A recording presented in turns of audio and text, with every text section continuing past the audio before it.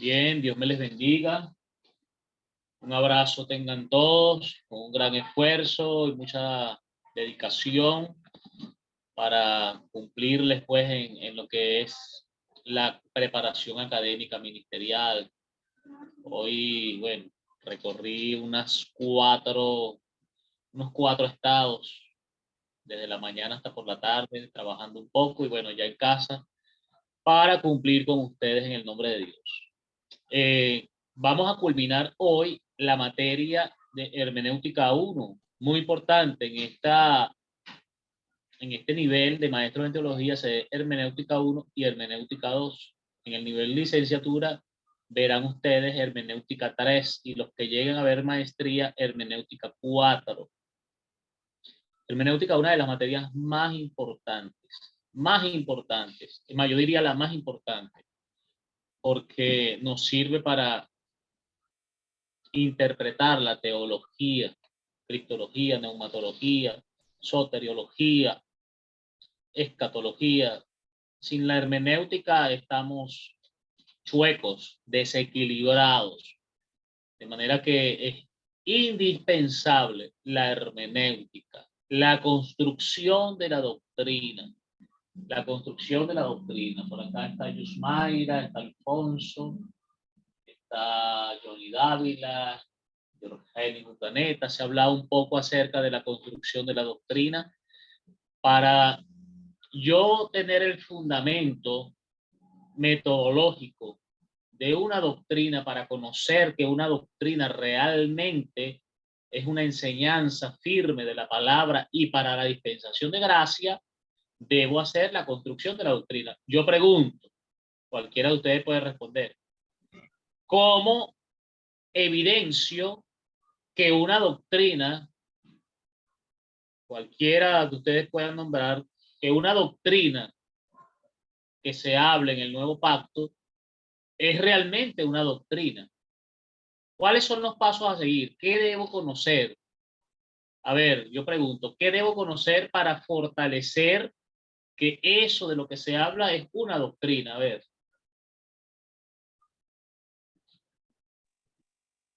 Buenas noches, pastor, bendiciones. Amén. Una doctrina, apoyándome con la hermana Patricia de acá, Maracaibo, nos decía que una doctrina es la que se aplica a todo creyente, la que no se puede aplicar a todo creyente. Es no considerada una doctrina. Por ejemplo, la salvación. La salvación es algo que abarca a todos y se puede considerar una doctrina. Perfecto. Ajá, pero ¿qué otro? Hay otros pasos para evidenciar en el caso de la salvación que realmente es para la dispensación de gracia.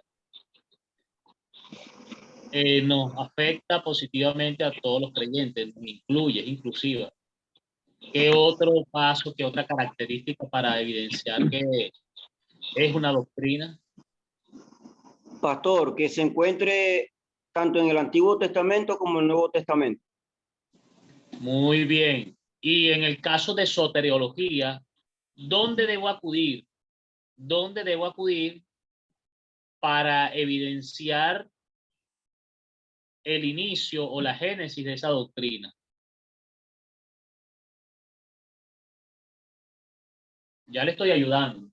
Para ir a la génesis de soteriología, usted dice, bueno, debe aparecer en el Antiguo Pacto, pero el Antiguo Pacto es muy amplio, es muy amplio. Tenemos la Torá, tenemos los libros históricos, tenemos los libros proféticos, los poéticos.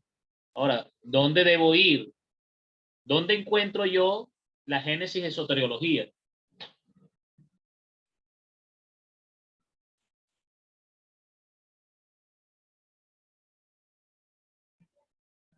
En el caso de soteriología y de cualquier doctrina, pero en el caso particular, por supuesto, debe tener el fundamento en el Antiguo Pacto.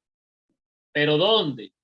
Yo debo ir, usted debe aprender esto, debemos ir a la Génesis. La Génesis es donde nace, donde inicia esa doctrina. En el caso de soteriología, inicia en Génesis capítulo 3, verso 21. Verso 21.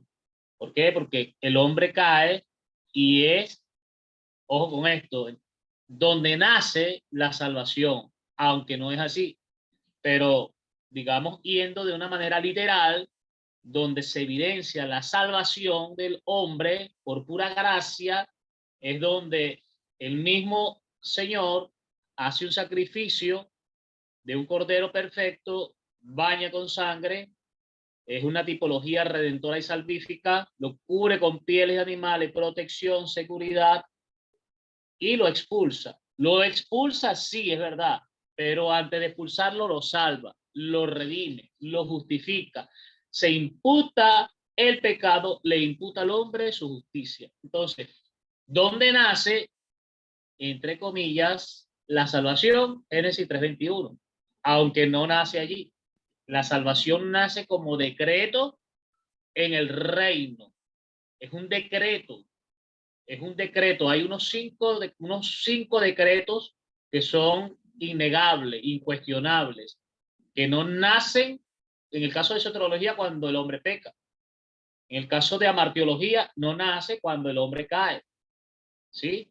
En el caso de la eternidad, imagínate, no tiene principio, no tiene fin. Son decretos, decretos previos a toda la creación. ¿Sí me hago entender? Bien. Entonces, número uno, debe afectarnos positivamente a todos los creyentes, a la iglesia de Cristo. Número dos, debe mencionarse por lo menos, mano, 4, dicen algunos que 3 veces, no, debe mencionarse 4, 5, 6, 7 veces, por lo menos, por el Señor Jesucristo, por el apóstol Pedro, por el apóstol Pablo, por el apóstol Juan. Es decir, Cristo tuvo que haber hablado de esa doctrina, haber referido de esa doctrina en el antiguo pacto. Esos son los escritos cristológicos, le estoy hablando de la construcción de la doctrina. Los escritos apostólicos tuvieron que haberlo nombrado Pedro, Juan, Pablo, sus cartas paulinas, por demás. ¿Y dónde debo ir para yo evidenciar? Bueno, a los que ellos se refieren. Cristo, estamos en hermenéutica, método histórico gramatical, se refirió a los antiguos, se refirió a Moisés, lo hablábamos la clase pasada, así como Moisés levantó la serpiente en el desierto, así es necesario que el Hijo del Hombre sea levantado. Entonces, la construcción de la doctrina, yo debo ir a la Génesis. En el caso de soteriología, a martiología, Génesis 3:21. En el caso de soteriología, aunque el Espíritu de Dios, desde Génesis capítulo 1, comienza a moverse, aunque comienza allí, quien habla del advenimiento literal del Espíritu Santo sobre la iglesia es el profeta Joel. Entonces tenemos la profecía de Joel que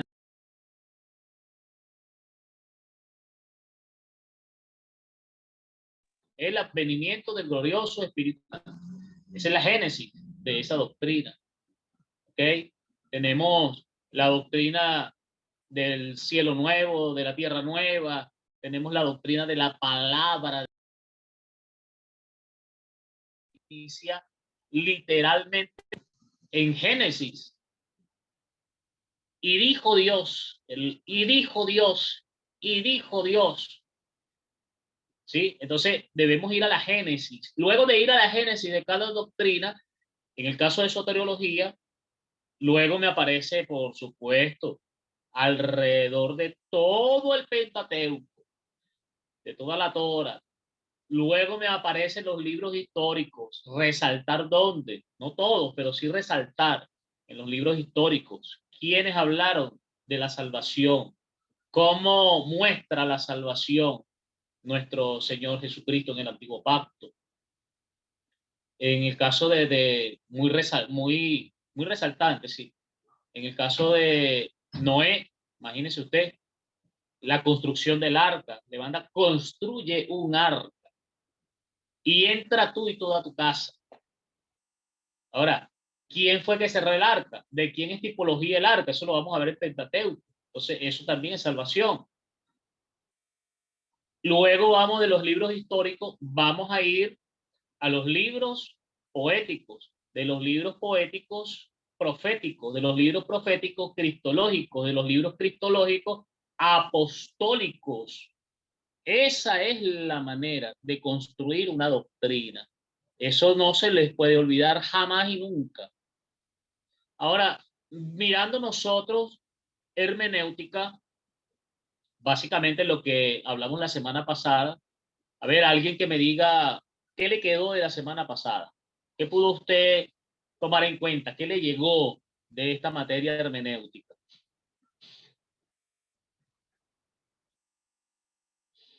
A ver. La clase pasada hablaba del método histórico gramatical. ¿De qué donde trata? hacía referencia a que... ¿Cómo? ¿De qué trata? De cuando nos encontramos un pasaje que nos habla de una doctrina, haciendo referencia a eso, al método histórico gramatical. ¿Por qué se dice histórico? ¿Por qué se dice que es histórico? Histórico porque imagino que viene desde la palabra desde mucho de antes, desde allá, desde la creación. Ok. ¿Y por qué se dice que es gramatical? Gramatical porque por supuesto tiene texto y está anunciando allí palabras donde tienen efectos. Bien, decíamos que es histórico, muchas gracias, hermano. Decíamos que es histórico porque se refiere un pasaje, se apoya en la historia, en acontecimientos, eventos históricos, ¿sí? Hablábamos especialmente de lo que Cristo dice acerca de Moisés. Mire cómo Jesús dice, así como Moisés. Está reconociendo el ministerio de Moisés, está reconociendo la autoridad que Moisés tenía entre los hombres, está reconociendo la palabra que se le entregó a Moisés para el pueblo. Levantó, así como Moisés levantó la serpiente en el desierto, así es necesario que el Hijo del Hombre sea levantado. ¿De qué estaba hablando? Estaba hablando de soteriología, estaba hablando de amartiología. ¿Por qué? Porque el pueblo era el pueblo pecador, el pueblo de Israel, un pueblo terco, un pueblo idólatra, un pueblo que vivía en aberraciones, un pueblo de espaldas a Dios. Estaban siendo picados por la serpiente, que es una tipología del diablo, del pecado, y los que vieran a la serpiente, ustedes conocen la historia, ellos serían salvos. Es por la fe, la salvación siempre ha sido por la fe, por la palabra recibida en el hombre, la palabra que el hombre recibió. Diles al pueblo que los que miren el asta levantada, ¿qué tenía el asta? Una serpiente de bronce en un madero. Era un preludio de lo que iba a ocurrir en la cruz del Calvario. Cristo venciendo el pecado. ¿Sí? La humanidad de Cristo es la madera. Ahora, vamos allí en la historia. Ahora, ¿por qué es gramatical? Porque la historia me habla de los personajes, de los eventos, de las ciudades, de los pueblos, de las naciones, pero la gramática viene a ser profunda. ¿Por qué? Porque me va a llevar a los verbos, adverbios, idiomas originales, griego, hebreo, me va a llevar incluso al latín, me va a llevar a conocer la raíz de cada palabra, tipos, símbolos. Eso me habla de profunda. Entonces el método histórico gramatical es llano, plano, pero al mismo tiempo es profundo, porque se hace una interpretación profunda y es necesario. Así que cuando yo voy a aplicar el método histórico gramatical, de los más nutritivos, de los más usados y de los de mayor beneficio para interpretar correctamente la palabra de Dios, debo tener en cuenta la construcción de la doctrina, debo tener en cuenta los personajes, debo tomar en cuenta el entorno cultural, social, de gentilicio, el gentilicio donde se encuentra, si se encuentra en Asiria, si se encuentran en Jerusalén, si se encuentran en las islas de Asia, si se encuentra en el territorio romano, si está hablando Pablo a los Gálatas o a Colosa o a la iglesia pervertida de Corinto.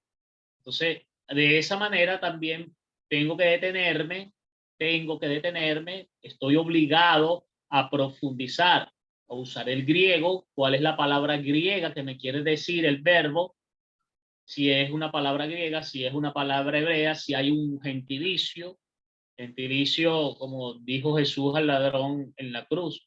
De cierto te digo, eso es un gentilicio que se usaba dentro de la cultura, un modismo dentro del gentilicio judío, ¿sí?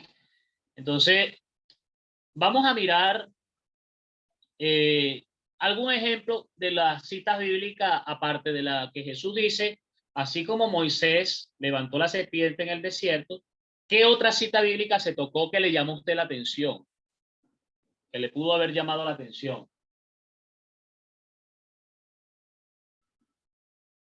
A ver, de los que estuvieron presentes, ¿qué otra cita bíblica se tocó? Para hablar del método histórico gramatical. Y les mandé tarea, les mandé que investigasen y leyeran unas citas bíblicas por allí. Sí, pastor. La cita bíblica que envió a investigar fue Lucas 14:18 y Isaías 61:1. Ok, ¿qué dice Lucas?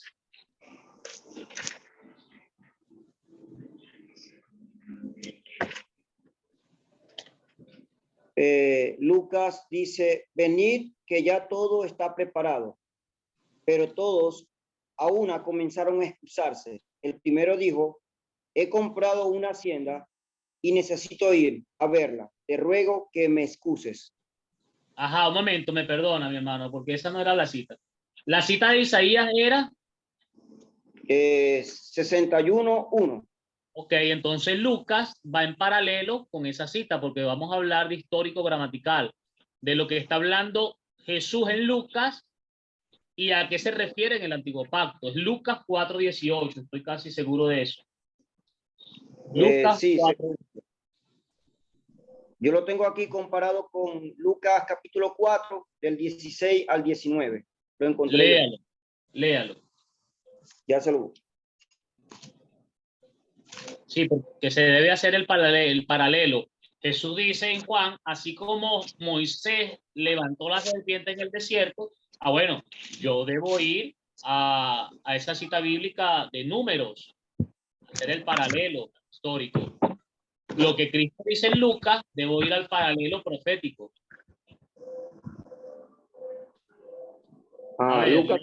Lucas capítulo 4, desde el 14, desde el 16 al 19. Vino a Nazaret, donde se había criado, y el sábado entró en la sinagoga, conforme a su costumbre, y se levantó a leer. Se le dio el libro del profeta Isaías, y habiendo abierto el libro, halló el lugar donde está escrito: el Espíritu del Señor está sobre mí, por cuanto me ha ungido para dar buenas nuevas a los pobres. Me ha enviado a sanar a los quebrantados de corazón, a pregonar libertad a los cautivos y a visitar a los ciegos, y a poner en libertad a los oprimidos, y a predicar el año agradable del Señor. Y el libro de Isaías que dice en el capítulo 61:1, allí está cita bíblica. Ya se lo...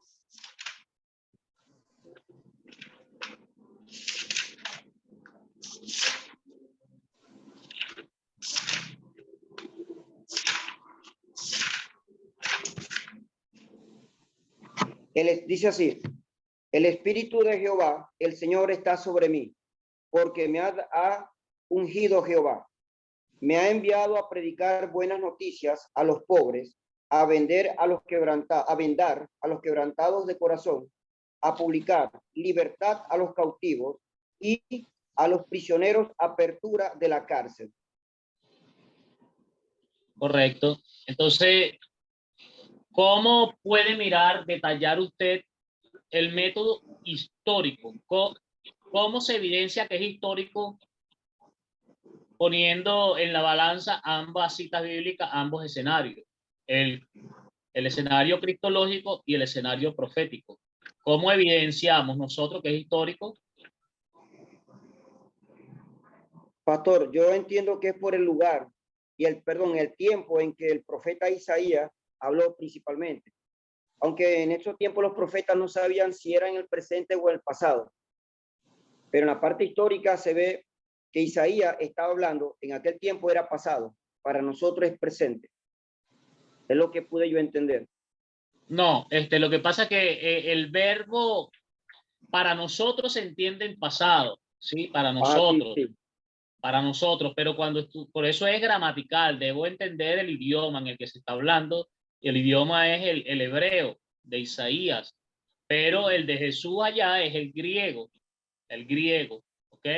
Entonces, ¿qué debo hacer yo? Mirar en qué tiempo se está hablando, si se está hablando en el presente, en el pasado y en el futuro, pero debo conocer el griego, que se les va a enseñar griego también, por supuesto.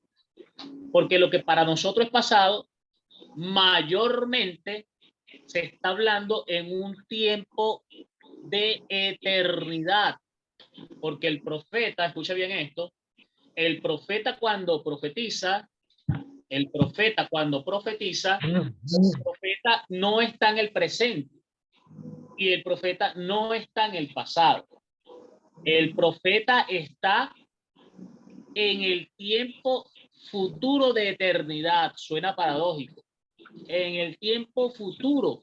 Es decir, él está al final de todos los tiempos parado por el Espíritu de Dios.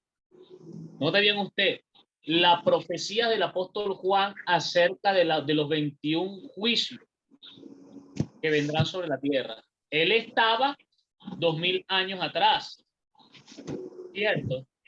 Pero al mismo tiempo, él estaba en el Espíritu, porque dice Apocalipsis capítulo 4, verso 1 en adelante, dice la Biblia, ven, sube y te mostraré las cosas que han de suceder en los tiempos postreros, en los tiempos que han de venir.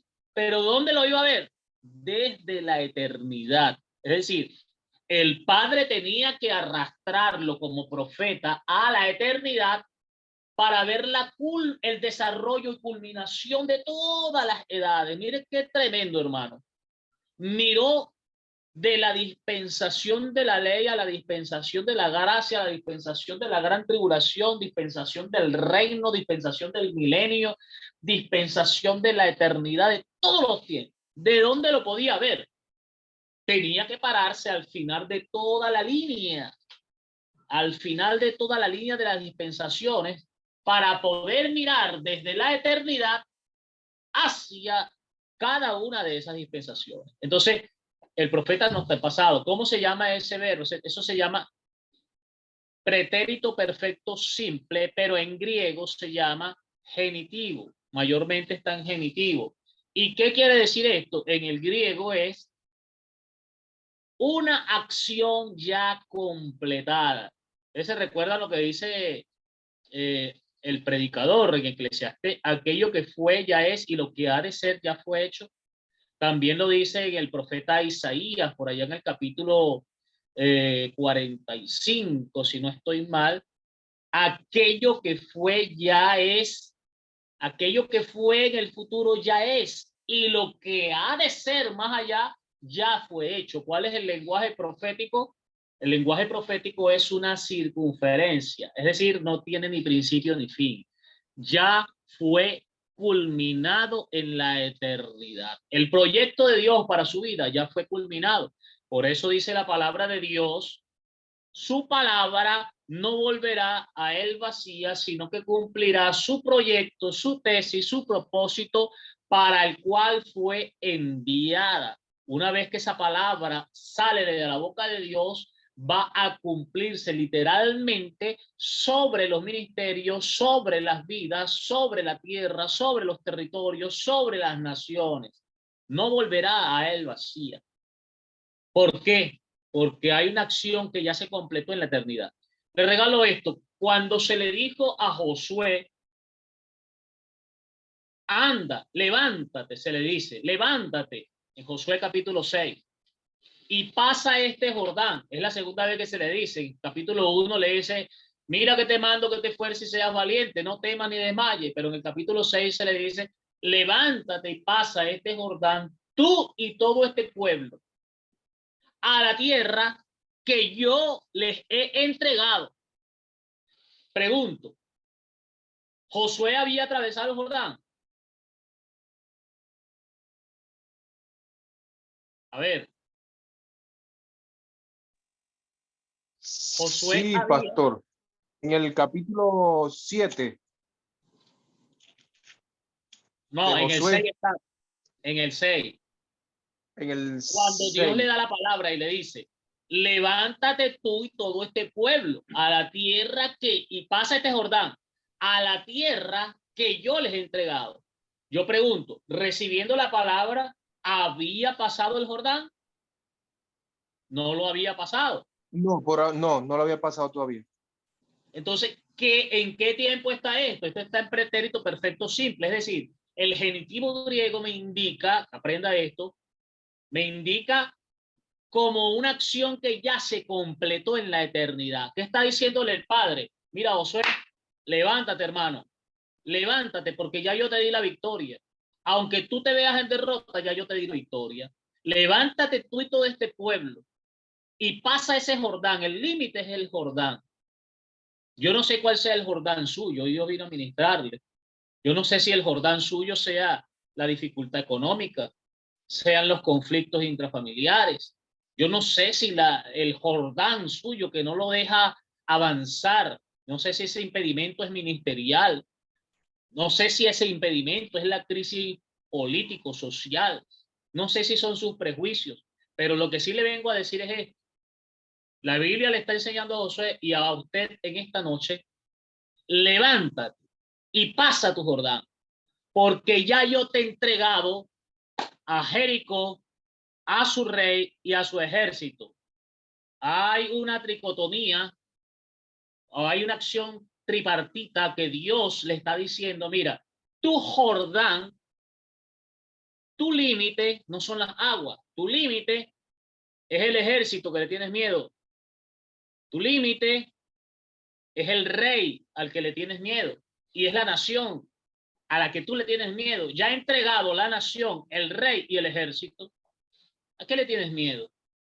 Ya yo los he entregado en tu mano, ya yo desbaraté sus planes, ya yo vencí por ti en la eternidad. ¿Qué tienes que hacer? Dar el paso, dar el paso. Entonces, le está diciendo en pretérito perfecto simple, en genitivo griego, le está diciendo, ya yo completé esa acción. Tú tienes que caminar en fe, creer realmente que ya sucedió. Aquello que fue ya es y lo que ha de ser fue hecho. ¿Por qué se le dice a Gedeón en el capítulo 9 del libro de los jueces? Mire esto, ¿por qué se le dice a Gedeón? Gedeón, levántate y anda al campamento de los madianitas, porque ya yo los he entregado en tu mano. Son como langostas, es verdad. Mira, pero le mostré en sueño a aquel soldado que iban a caer, que iban a ser desbaratados por una roca. ¿Quién es la roca? Gramatical, Cristo. Y el soldado se levantó. Esto no es más que Gedeón. Escuche esto. Se le estaba revelando a Gedeón que ya Dios le había entregado la victoria. ¿Qué debía hacer? Tomar a los 300 y rodear el campamento porque Dios ya había completado la victoria en la eternidad. ¿A dónde quiero llegar? Que este tiempo gramatical, genitivo, pretérito perfecto simple en la gramática de la Real Academia Española, nos ayuda a entender las acciones proféticas. Cuando el profeta, esto es profundo, hermano, cuando el profeta Isaías, ¿vale? A ver, alguien que lea Isaías 53, alguien que lo lea. ¿Puede leerlo alguien? Isaías 53. Solo un poco, unos pocos versos. Vamos a leer desde el verso 1. A ver, vaya. Dice así: Estamos en hermenéutica. ¿Quién ha creído a nuestro anuncio? ¿Y sobre quién se ha manifestado el brazo de Jehová? Subirá cual renuevo delante de él, y como Ajá, raíz de tierra seca. escuche. Subirá. Para usted y para mí, ¿qué tiempo verbal es? Ese está en futuro. Para usted y para mí en futuro. Siga leyendo. Subirá cual renuevo. Subirá cual renuevo delante de él, y como raíz de tierra seca. No hay parecer en él, ni hermosura le veremos. Escuche. No hay Más parecer en él. Ahora, ¿qué tiempo para mí me habla? presente. Primero me habla como en futuro. Note bien usted el lenguaje profético. Después me habla como en presente. Siga leyendo. No hay parecer en él. Ni hermosura le veremos, mas sin atractivo para que le deseemos. Despreciado y desechado entre los hombres, varón de dolores, experimentando en quebranto. Y como que escondimos de él el rostro, fue menospreciado y no lo estimamos.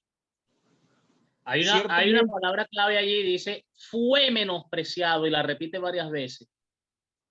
Fue menospreciado, abatido, como en pasado, ¿cierto? Correcto. Y no había sucedido, mi hermano. Si siga leyendo unos versos más. Ciertamente llevó él nuestras enfermedades y sufrió nuestros dolores, y nosotros le tuvimos por azotado, Mire, por herido de Dios y abatido. Llevó. Me habla como un lenguaje de pasado, pero realmente, gracias a mi hermano, y estudia Isaías 53, todos los que puedan ver esta conferencia. El profeta Isaías, note bien usted, como profeta, él no está viendo al futuro. El profeta no está mirando al futuro. El profeta se encuentra en la eternidad. No le voy a decir presente, pasado ni futuro, porque la eternidad es eternidad. El profeta Isaías fue llevado, traspuesto, trasladado, mudado a la eternidad. ¿Qué se recuerda Isaías capítulo 6? ¿Qué vio Isaías? Ángeles, querubines, serafines y la presencia gloriosa de Dios en el templo, la gloria, la majestad, el resplandor, la voz. Estaba en la eternidad Isaías. En la carne estaba ahí en Jerusalén, estaba en el templo, pero en el espíritu estaba traspuesto.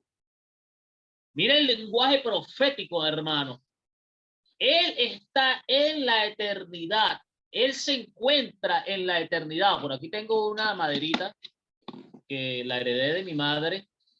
La agarraba para rascarse un poco cuando por allá, aquí está una manita, pero también cuando venían los nietos a echarle broma, mire. Entonces, Isaías se encontraba acá, pero en la profecía realmente estaba al final de todas las dispensaciones, al final. Y desde el final, él está mirando el acontecimiento del Calvario. Él está mirando, mi hermano querido, el Vía Crucis. Él está mirando el maltrato del Mesías. Él desde la eternidad está viendo, varón de dolores, fue abatido, menospreciado y como que escondimos de él el rostro. Él está mirando la película. Él está en un video bien celestial. Ahora, como profeta, le era muy difícil entender porque estaba profetizando, pero le era muy difícil entender por qué. Porque no había sucedido, porque él era el que estaba exponiendo el rema, la revelación, la doctrina. estableciendo la doctrina. Muy fácil para usted y para mí, que Daniel González le puede hablar por la misericordia de Dios de cómo se construye la doctrina, qué mantequilla, porque ya tenemos toda la revelación. Mire qué difícil para Isaías, que no estaba escrita la mitad de la palabra. ¿Cómo sabía él? ¿Cómo podía entender? Por el Espíritu. Pero no podía construir desde lo que dijo Jesús, porque Jesús no había venido. De lo que dijo Pablo, de lo que dijo Pedro. Ay, qué mantequilla, tenemos ya todo, mire. Ahora podemos nosotros construir la doctrina, pero muy difícil para Isaías.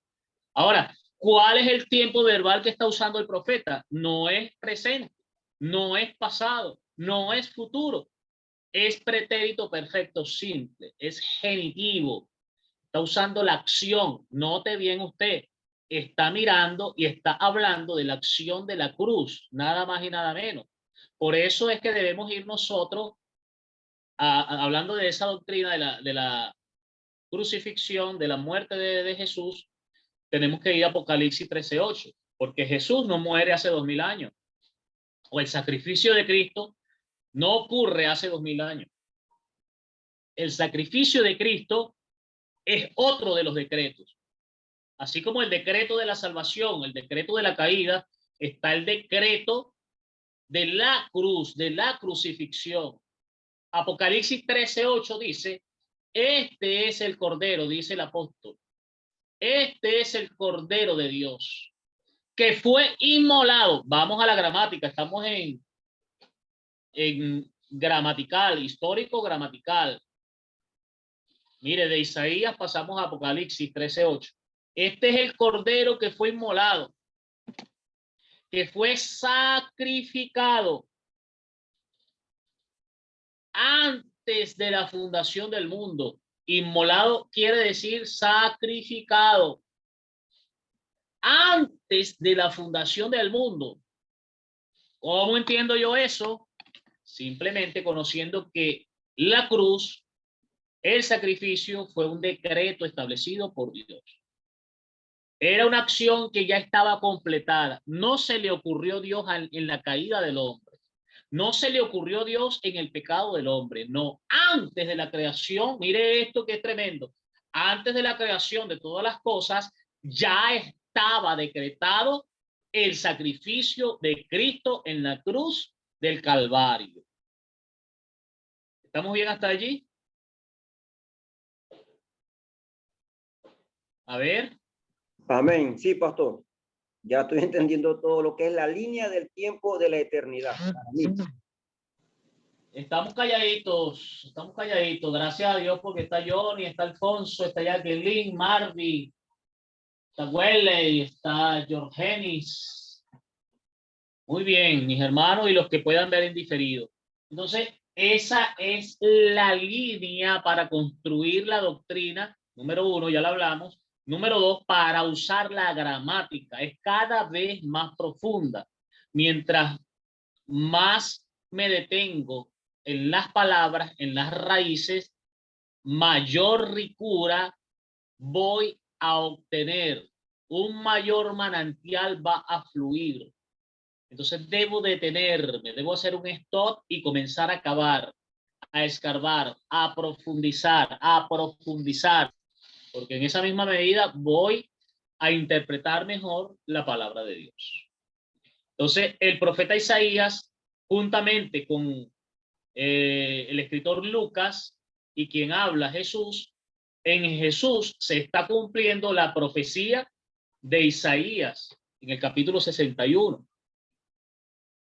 Hay un cumplimiento y aplico el método histórico gramatical, uso la neumatología, voy a la raíz de la palabra. Isaías 53, debo ir a la cruz, el evento de la cruz profetizados por Isaías, histórico gramatical. Mire que ellos fuimos hasta Apocalipsis 13:8 para entender un poco en este panorama, un poco acerca del evento de la cruz, de la doctrina del sacrificio de Jesús, de soteriología, de salvación. La génesis de soteriología, Génesis 3:21. La génesis de neumatología en cuanto al advenimiento del Espíritu sobre su pueblo, sobre la iglesia sobre todos, no sobre unos cuantos, es Joel capítulo 2. Bien, vamos a otra cita bíblica que me interesa, es Gálatas capítulo 3, capítulo 2 también. Gálatas, estamos haciendo ejercicios para conocer un poco más el método histórico gramatical. Gálatas capítulo 3, verso 6. Verso 6 del capítulo 3. Jacqueline Rivas, ¿tienes voz por ahí, Jacqueline?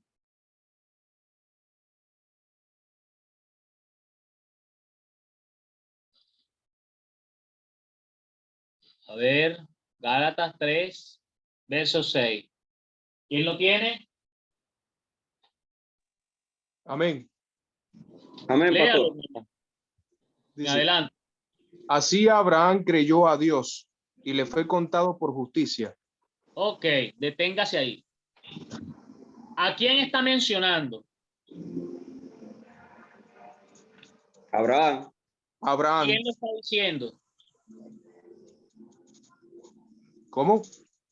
¿Quién lo está diciendo? El escritor Dios. de Gálatas, el apóstol Pablo. Esos son detalles que debo yo siempre estar atento. ¿Quién lo está diciendo? El apóstol Pablo. ¿A quién está nombrando? A Abraham. Enseguida ya percibo que está usando el método histórico. Mire, Pablo usando el método histórico. Quien dice, ay, ¿para qué voy a estudiar hermenéutica? Que eso no sirve para nada. Mi hermano, Pablo usó la hermenéutica. Jesús usó la hermenéutica. Los apóstoles la usaron. Entonces, lo primero es quién está hablando. Lo segundo, de quién está hablando y en qué tiempo.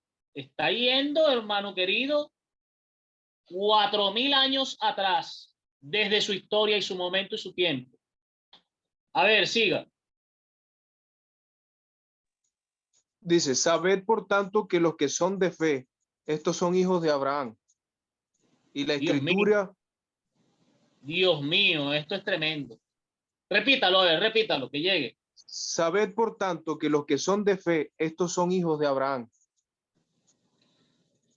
Y creyó Abraham y le fue contado por justicia. Pero los que son de fe, estos son hijos de Abraham. Es decir, los que estamos en Cristo, tenemos la misma promesa que recibió el patriarca, el padre Abraham. Método histórico gramatical. Yo estoy en la promesa, usted está en la promesa. Usted escuchó durante años, yo desde niño vengo escuchando, somos hijos de la promesa, mis hijos son hijos de la promesa, pero no entendíamos, no discerníamos. Y es esto, que la promesa dada al patriarca está en mi vida. ¿Y cómo la comprendo? Usando el método histórico gramatical. ¿Dónde está la génesis? Pregunto, para ver, ya lo estamos estudiando. ¿Dónde está la génesis de esa doctrina al hablar de la promesa? ¿Dónde se encuentra?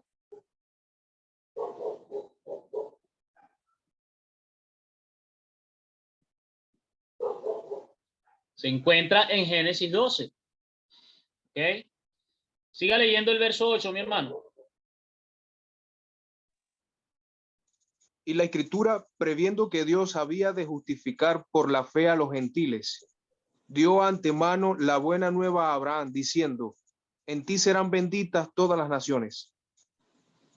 De modo que los de la fe son bendecidos con el creyente Abraham, porque todos los que dependen de las obras de la ley están bajo maldición, pues escrito está, maldito todo aquel que no permaneciera en todas las cosas escritas en el libro de la ley para hacerlas, y que por la ley ninguno se justifica para con Dios. Es evidente porque el justo por la fe vivirá. Amén. Y la Está ley, hablando de la y la ley, pueblo. Mire lo que dice el verso 14 en adelante. Para que en Cristo Jesús la bendición de Abraham alcanzase a los gentiles. En Cristo Jesús, ¿por qué? Porque Él es la simiente. Estoy usando la gramática rápidamente, porque la conocemos. La simiente, al yo estudiar simiente, simiente viene de semen, semen, hebreo, semen. Fue la palabra, por eso tengo que ir a la Génesis. La palabra recibida por Abraham, Génesis 12, le fue dada a Isaac, Génesis 25, le fue entregada a Jacob, Génesis 28, se le fue entregada a la iglesia, Hechos capítulo 3, verso 25, dice el apóstol Pedro, ustedes, no los judíos, ustedes, la iglesia naciente, ustedes, sin vergüenza, los que me están escuchando, ustedes son hijos de Abraham.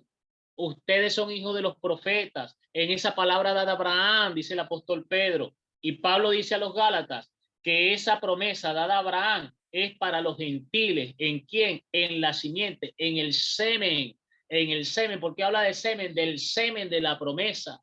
Ese semen que venía en Abraham fue en Isaac, fue en Jacob, fue en José y se vino hasta todas las generaciones.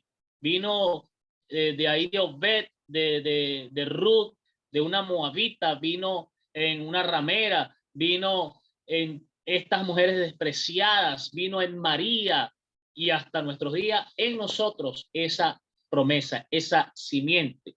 Por eso dice en Cristo, dentro, la bendición de Abraham alcanzase a todos los gentiles a fin de que por la fe recibiésemos la promesa del Espíritu. Hermanos, hablo en términos humanos. Un pacto, mire ahora, gramática, un pacto, aunque sea de hombre, una vez ratificado, nadie lo invalida ni le añade. Ahora bien, a Abraham fueron hechas las promesas. Y a su simiente, no dice a las simientes, como si hablase de muchos, sino como de uno, simiente, semen, y a tu simiente, la cual es Cristo. Esto pues digo, el pacto previamente ratificado por Dios para con Cristo, la ley que vino 430 años después no lo abroga para invalidar la promesa, porque el pacto ya había sido decretado. Porque si la herencia es por la ley, ya no es por la promesa, pero Dios la concedió a Abraham mediante la promesa. ¿Qué nos quiere decir esto? En tu simiente serán benditas todas las familias de la tierra. Y nosotros los creyentes estamos en la promesa dada a Abraham. Es decir, a Abraham se le entregó la promesa, en tu simiente serán benditas todas las naciones. ¿Por qué? Porque tú eres antes. Es decir, en ti está la simiente que es antes de todas las cosas, antes de todas las generaciones. Por eso dice, en tu simiente serán benditas todas las naciones. Y tu generación será bendita, como el polvo de la tierra, como las estrellas de los cielos, como la arena del mar. Así será tu descendencia. Si alguien la puede contar, ¿qué está diciendo Dios? La simiente, el semen, la promesa, el pacto que está sobre tus lomos es antes de todas las generaciones y no viene de hombres sino de Dios.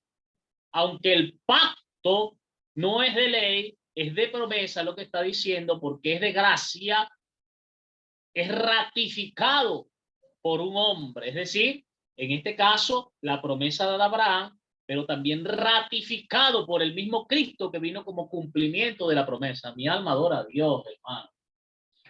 Bendito sea el Señor. Qué clase tan hermosa. Y se va a poner mejor, porque la próxima semana vamos a iniciar con Hermenéutica 2. Este es el preludio de Hermenéutica 2. Vamos a hablar un poco acerca del método inductivo, muy sencillo pero hermoso. Vamos a hablar acerca del método teológico espectacular, carta de Pablo a los Colosenses. Vamos a hablar de cuando se aplica el método léxico-gráfico, esa herramienta lexicográfica, excelente, un poco enredada para algunos, pero excelente. Así que vamos a entrar en el Hermenéutica 2 aplicando los métodos. Algunos llaman esto metodología. Vamos a aplicarlos porque usted va a crecer y se va a enriquecer. ¿Tienen alguna pregunta, mis hermanos? Si no, un abrazo Hay mucho calor, falta el aire aquí en esta oficina. Estamos trabajando en eso, en el nombre del Señor. Bueno, les escucho. ¿Alguna pregunta? ¿Todo claro como el petróleo, como dice Barradas? Ya viene el apóstol Barrada por ahí a dar una materia. Vamos a comenzar, de paso le digo, vamos a comenzar y abrir el telón de la maestría. Así que los que graduaron y puedan ver esto, mi hermana Patricia, mi hermano Adrián Araujo, bueno, algunos otros que se me escapan, vamos a aperturar la maestría. Inicia este mismo mes. Aquí está el pastor Alfonso, va a estudiar la maestría. También la maestría, unas materias, mi hermano, eso va a estar bueno. Usted puede entrar como oyente, le invito, usted puede entrar como oyente, pero prepárese, porque ahí sí es verdad que eso va a estar, wow, fuerte. Mi hermano, que Dios me les bendiga. Prepárense porque se les va a enviar la evaluación homilética, oratoria, hermenéutica. Se les va a enviar la evaluación para entrar en metodología. Que pasen feliz noche, que Dios me les bendiga grandemente. Gracias por estar presentes.